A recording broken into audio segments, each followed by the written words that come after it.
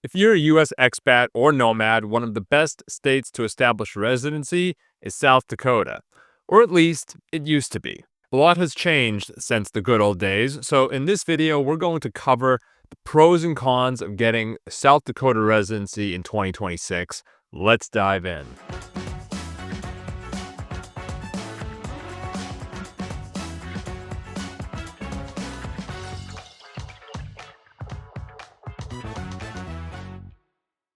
First, let's start with the pros of South Dakota residency. There is no state income tax, no inheritance tax, and the process for establishing a domicile might be the easiest in the entire country. In fact, it only takes 1 day. Now, remember that your domicile is your permanent legal home and it represents a long-term commitment to a specific place. Really, it's all about demonstrating your intent. Where do you intend to put down roots? Now, of course, intent is kind of a slippery concept, and so a lot of states have different rules about how exactly you establish intent. In South Dakota, it's very straightforward. All you need to do is spend exactly 1 night in the state. Now, that could be anywhere. A hotel, even a campground will suffice for this purpose. Then you need to sign a residency affidavit, which basically states that you intend to make South Dakota your permanent home.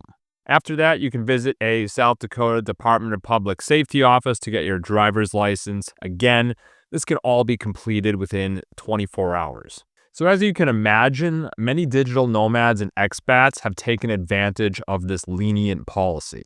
People would literally fly into South Dakota for 1 night, get their driver's license, and then never step foot in the state again. Now, the problem is that South Dakota is a very sparsely populated state. Less than 1 million people live there.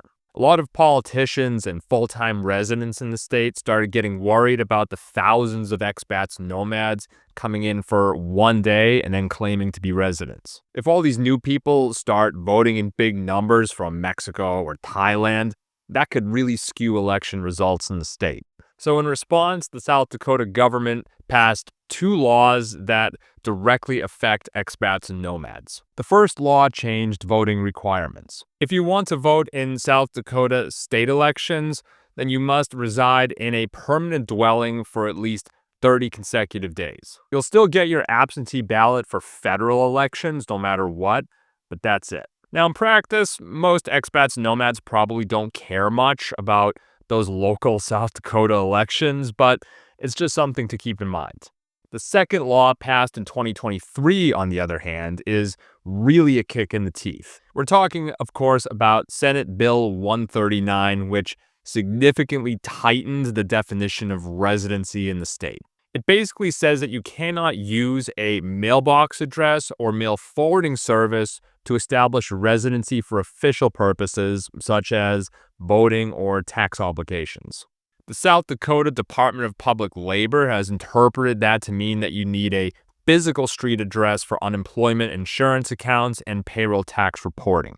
The state's guidance says that employment taxes should be paid to the state where the work was performed and should be tied to a physical residency address. Essentially, this law is designed to screw W-2 nomad employees. If your company can't set up payroll in South Dakota, then they're probably not going to be able to onboard you.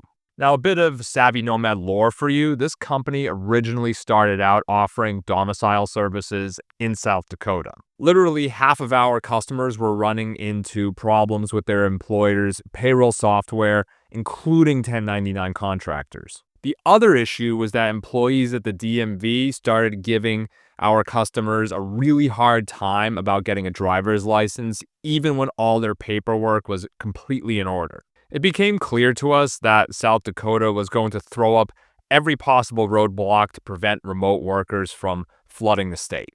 That's why we stopped offering our services entirely in South Dakota and switched to Florida. There's no state income tax in Florida, and establishing a domicile there is pretty easy as well. Florida is also a huge state in terms of population, so it's much less likely that someone at the DMV is going to give you a hard time. Now, if you want someone to coach you through that process and handle all the paperwork, we have a really great domicile service that will make the move really simple. Make sure you check that out. Link is in the video description. And if you do sign up, Make sure you use the code YouTube for special discount. For a full breakdown of how each of the 50 states handle taxes for expats, check out our 2026 Expat Tax Guide. We wrote over 40 pages of material on taxes for nomads and expats living overseas. So make sure you check that out. It's free for subscribers to our email list. Link is in the video description.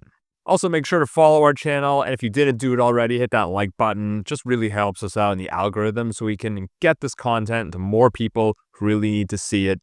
Thanks for watching, and we'll see you in the next video.